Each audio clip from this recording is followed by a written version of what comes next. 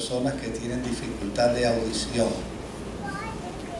son evangelizadas por los amigos testigos de Jehová y no por los evangélicos. Y el que hoy se dé esta experiencia aquí parece que es un gran desafío para que la iglesia evangélica también se pueda interesar por la evangelización de aquellas personas que tienen dificultad para escuchar, para hablar. Así que les felicito de todo corazón. Quiero aprovechar, antes de entrar a la predicación, quiero aprovechar para pedirles por favor que al final del culto alguien me diga: usted nos iba a decir algo.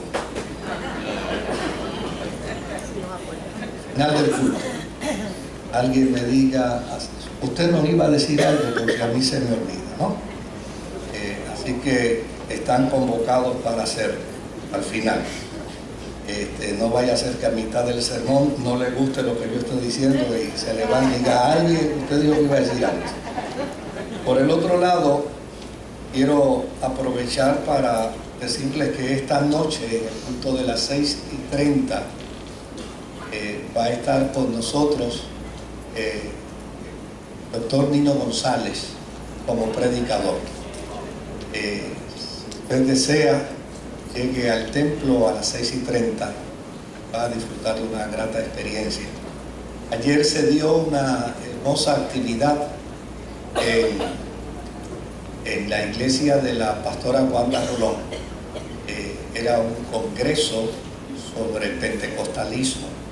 Y felicito a la doctora Helen Santiago, que hizo una excelente presentación de la historia del pentecostalismo puertorriqueño junto a su libro. Allí estaba también el doctor Nino González, y desde luego, pues, en aras de la buena amistad, le dije que se viniera esta noche para acá. Yo le ofrecía una Mallorca al final del curso. Me dijo que por ella venía aunque fuera pie. Esta noche va a estar con nosotros el pastor Nino González. Algo más que quiero comentar es lo siguiente.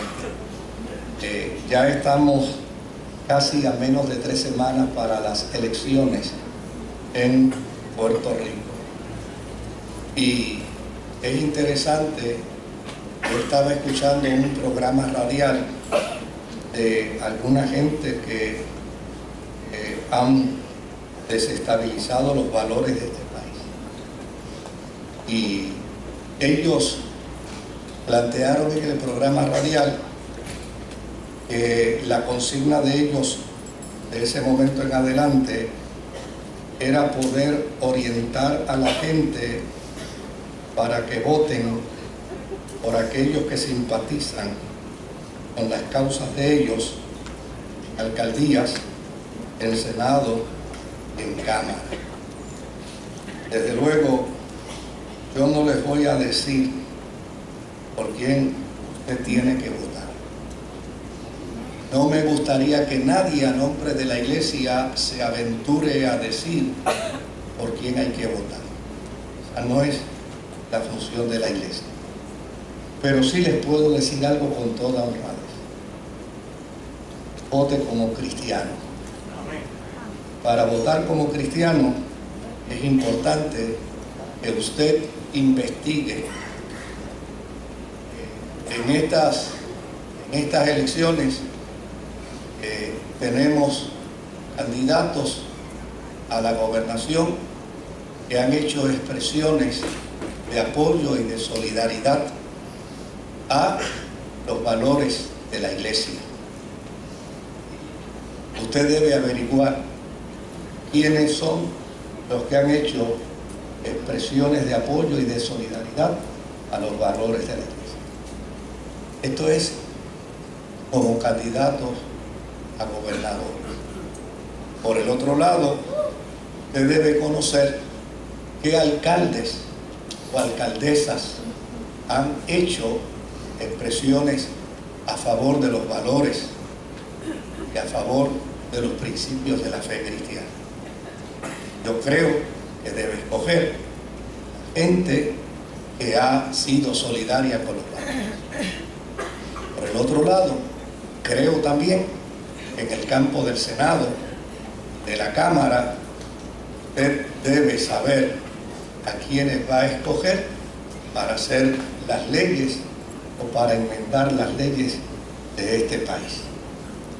Yo creo que no hay que mencionar colores, ni hay que mencionar ideologías políticas para decirle a la Iglesia que es un deber ciudadano también aprender a votar. Aprendamos a votar y escojamos la gente que representa valores de fe. Escojamos gente que tenga empeño y compromiso para que no se desestabilice nuestra niñez, nuestra juventud, en el presente ni en el futuro. Es que de esta forma yo quisiera ser consistente a lo largo de todas estas semanas. No me pregunte por quién voy a votar, porque no se lo voy a decir. Tal vez el espíritu de adivinación se lo haga saber, ¿verdad? Pero obviamente yo no le voy a dar mi voto a nadie que no represente los valores de la fe. Porque yo primero soy cristiano y después soy puertorriqueño. Esa es la gran verdad. Y de eso es que se trata. Con ideologías políticas no vamos a bregar. Ese no es el trabajo de la Iglesia. Les invito a que vaya conmigo a Hechos capítulo 1, verso 4 al verso 8.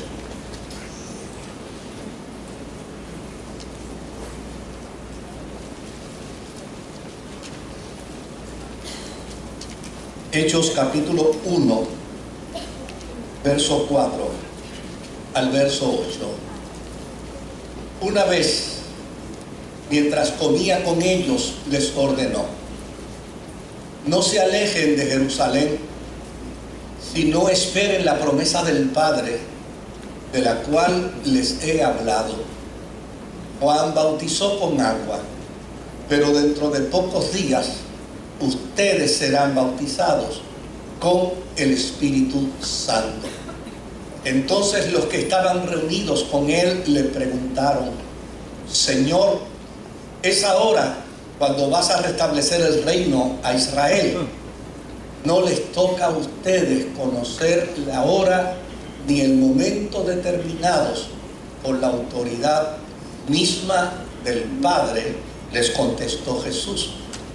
Pero cuando venga el Espíritu Santo sobre ustedes, recibirán poder y serán mis testigos, tanto en Jerusalén como en toda Judea y Samaria y hasta los confines de la tierra. Aleluya. Que el Señor añada bendición a su santa y bendita palabra. El libro de Hechos se denomina de forma equivocada el título Hechos de los Apóstoles. Desde luego, cuando uno lo lee, uno descubre que obviamente se están mencionando los hechos solo de Santiago, de Juan y de Pedro. Y no sé si en alguna medida el evangelista Lucas esté considerando, mientras escribe el documento, a Pablo como apóstol. Y es muy probable que tal vez así sea.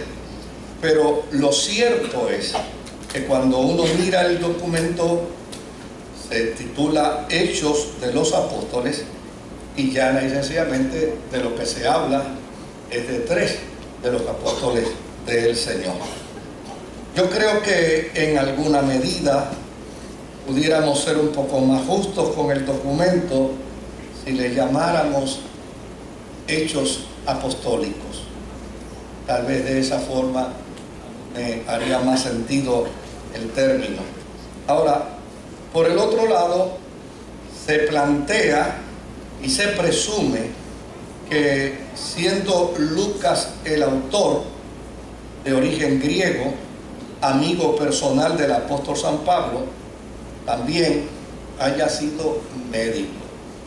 Obviamente no contamos en el documento con una evidencia de la asociación médica para que así lo pueda certificar, pero eso tradicionalmente es lo que de él siempre se ha dicho, y si no lo era, yo creo que tampoco a estas alturas lo va a protestar.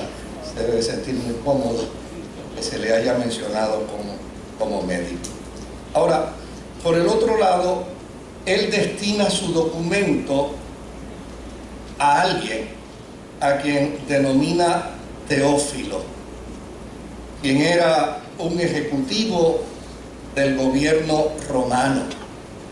Y desde luego, tal vez este sea un nombre real, tal vez sea un nombre real, o tal vez sea un seudónimo que él aplicara a la vida de esta persona.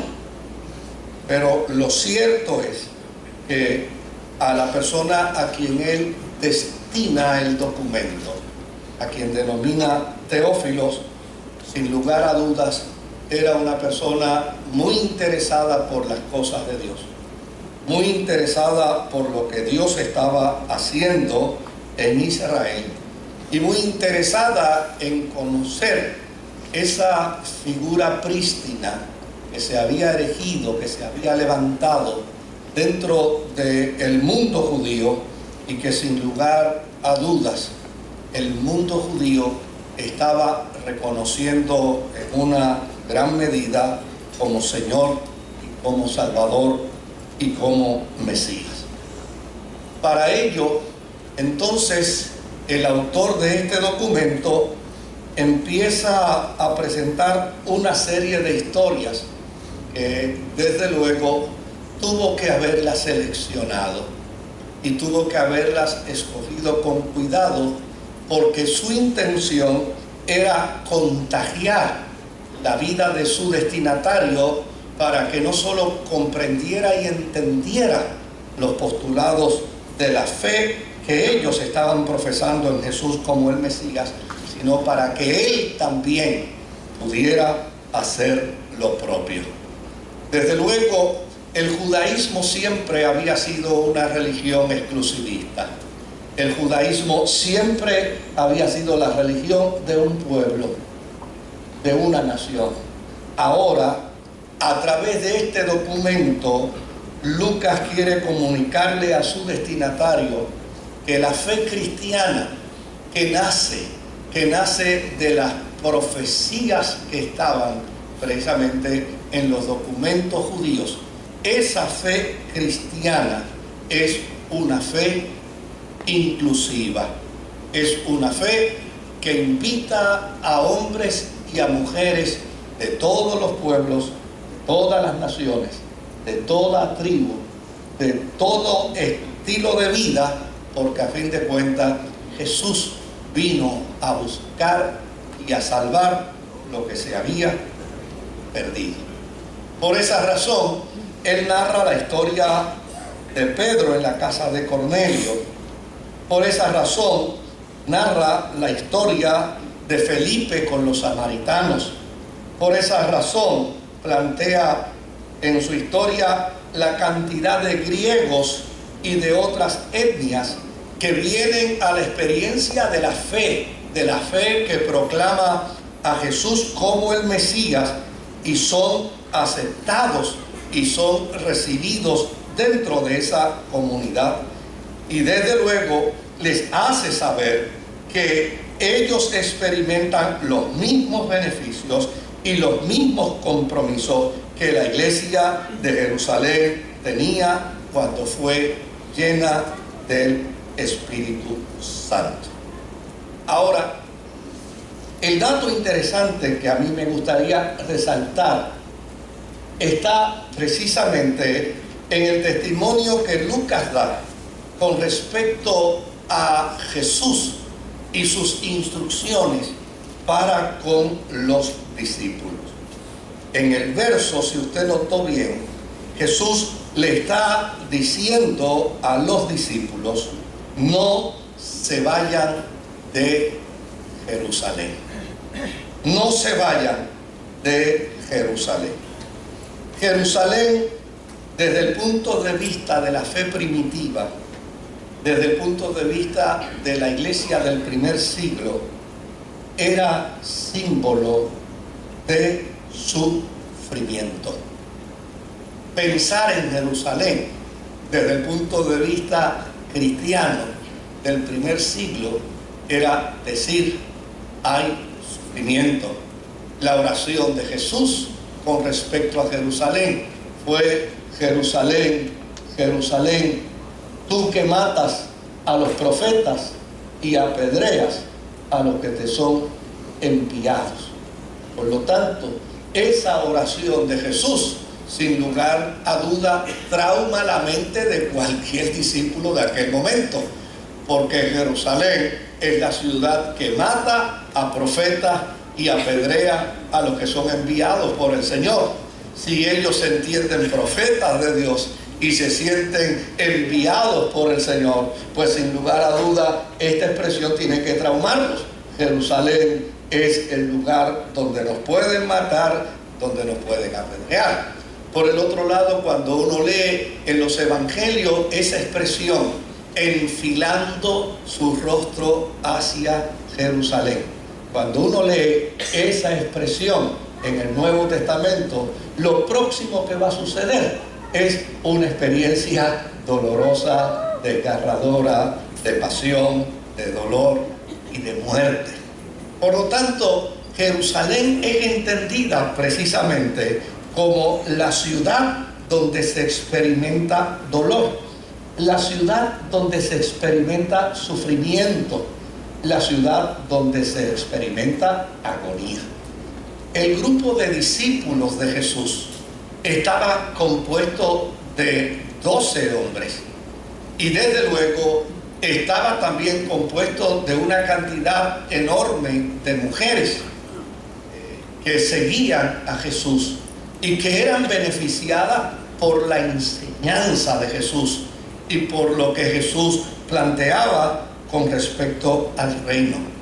La naturaleza humana siempre está inclinada a entender que cuando hay situaciones difíciles en medio de una sociedad o en un pueblo o en un barrio, lo mejor es pensar cómo salir, cómo irse del lugar.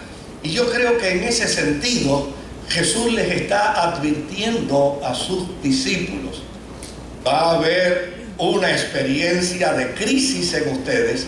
Yo voy a morir en la cruz, obviamente yo voy a dejarlos ahora, ustedes no van a estar bajo una dirección directa de mí, y en ese sentido muy probablemente los discípulos pensarían: si esto se acabó aquí, lo propio es que nosotros entonces nos vayamos a otros lugares. A Jesús les está ordenando: no se vayan, no se vayan de Jerusalén. Ayer, en ese extraordinario congreso donde estábamos participando, una de las conferencias presentó a Jesús como un conocedor de la diáspora y como un conocedor de la inmigración. Y desde luego hizo una presentación teológica magistral para probar que Jesús era un conocedor de la diáspora y un conocedor de la inmigración. Y en efecto, nosotros estamos experimentando tal experiencia dentro de nuestra tierra. Yo no voy a censurar a quien se haya ido de nuestra tierra, porque a fin de cuentas, si se fue, sus razones tiene para haberse ido. Pero desde luego la teología tiene que ser para bendecir a los que se van y tiene que ser para sostener en la esperanza a los que se quedan. Porque si uno va a evaluar la realidad del por qué la gente se está yendo de Puerto Rico, pues la gente se está yendo de Puerto Rico porque entienden e interpretan que aquí las cosas están, como tradicionalmente decimos, están malas. Y obviamente pues salen con la esperanza de buscar unas mejores oportunidades, con mayores beneficios, etcétera, etcétera. Pero lo importante es, ¿qué le vamos a decir a la gente que se queda? ¿Qué le vamos a decir a los que aquí permanecemos? ¿Qué le vamos a decir a los que ahora tenemos una mayor responsabilidad? Porque tenemos que sostener nuestra tierra, tenemos que sostener nuestro pueblo probablemente con menos gente que aporta, con menos gente que solidariamente apoyaba la economía de nuestro país, con menos profesionales. ¿Qué le vamos a decir a esa gente? Porque a mí me parece que este planteamiento de Jesús, no se vayan de Jerusalén, es un planteamiento muy similar al que estamos experimentando nosotros. Decirle a sus discípulos: estarán ustedes inmersos en una experiencia de dolor, en una experiencia de crisis. Ya Jesús le había dicho a ellos que el sentarse a la derecha o a la izquierda en el cielo no era un asunto de competencia de él, pero sí les podía decir que ellos iban a padecer, que ellos iban a sufrir, que ellos iban a experimentar persecución. Pero note bien lo que les está diciendo ahora: no se vayan de Jerusalén.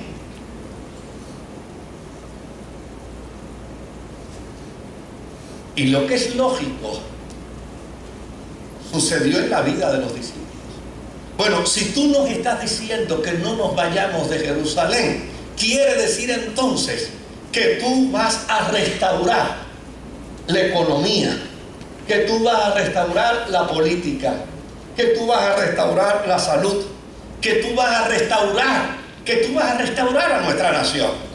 Si tú nos estás diciendo que no nos vayamos de Jerusalén, entonces tú lo que nos estás comunicando es que lo mejor está por venir.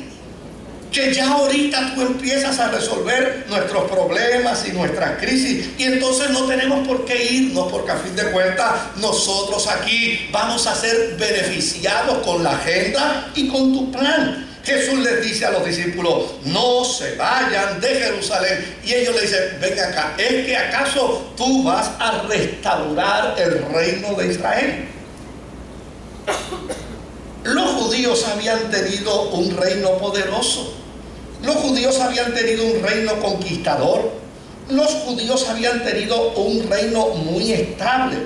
Esto en tiempos de David, en tiempos de Salomón. De hecho, había gente de otras monarquías y de otros imperios que venían a Jerusalén porque querían saber cómo lo estaban haciendo los judíos, que les iba tan bien. Pero en el momento en que Jesús les está diciendo a ellos: no se vayan de Jerusalén,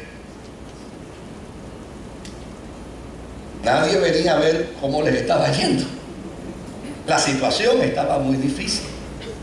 Por eso ellos preguntan: ¿es acaso que tú vas a restaurar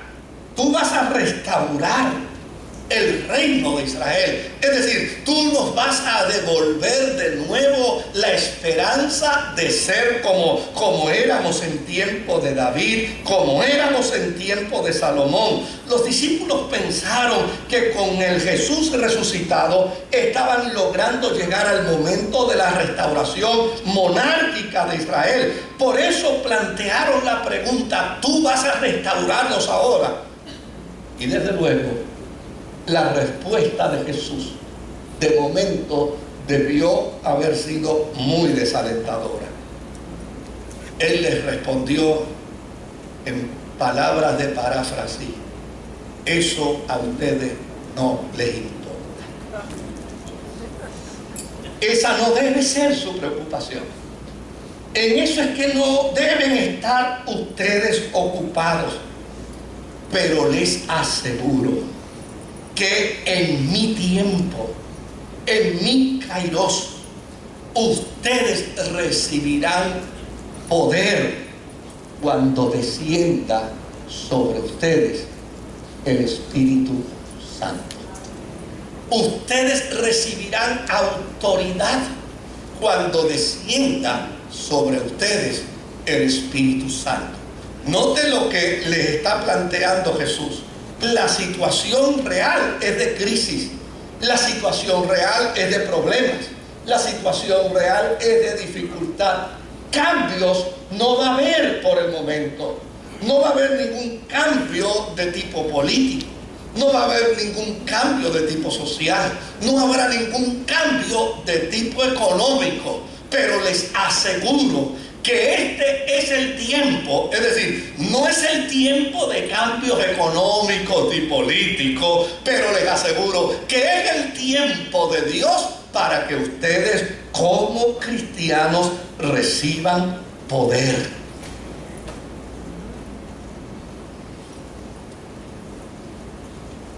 Cuando descienda sobre ustedes el Espíritu Santo. Ahora, me gustaría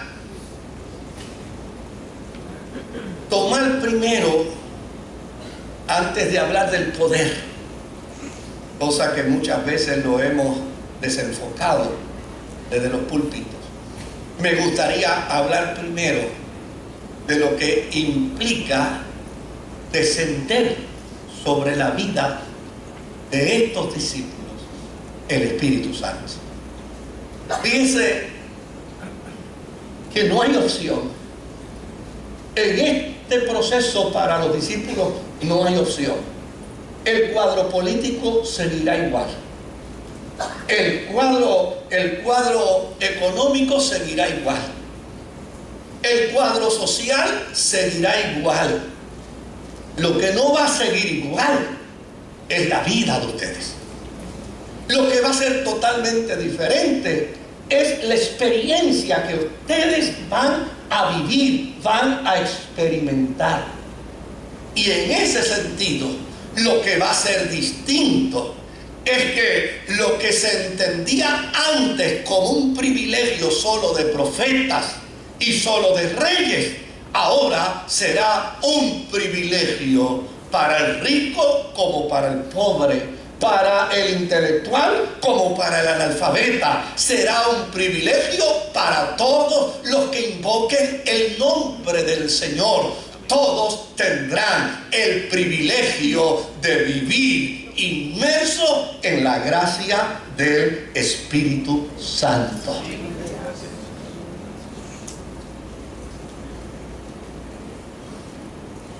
Tal vez alguien dirá: ¿y para qué yo quiero poder si la economía está fastidiada? ¿O para qué quiero poder si la política no es lo que responde a mis mejores intereses? Bueno, quien piensa así, probablemente también piensa que para qué quiere vida si la política no le permite vivir. ¿Qué es lo que implica teológicamente recibir el Espíritu Santo? Que genera poder, que genera autoridad en la vida de los cristianos. Veamos brevemente Juan capítulo 14 y verso 26. Mira lo que nos dice Juan 14 y verso 26. Pero el Consolador, el Espíritu Santo, a quien el Padre enviará en mi nombre, les enseñará todas las cosas y les hará recordar todo lo que yo les he dicho. Note bien, ¿qué está ofreciendo Jesús con el Espíritu Santo? Que es distinto a la interpretación social, política, económica que los discípulos tienen. ¿Qué está ofreciendo Jesús? Óigame, Jesús está ofreciéndole a los creyentes, como consecuencia de venir el Espíritu Santo a su vida, conocimiento, sabiduría. ¿Para qué quiere usted chavo si es bruto? Esa es la verdad. ¿Para qué queremos dinero si no lo sabemos administrar? ¿Para qué queremos estar en un buen país si nosotros no tenemos buena calidad de vida? ¿Para qué queremos? ¿Para qué queremos disfrutar de una experiencia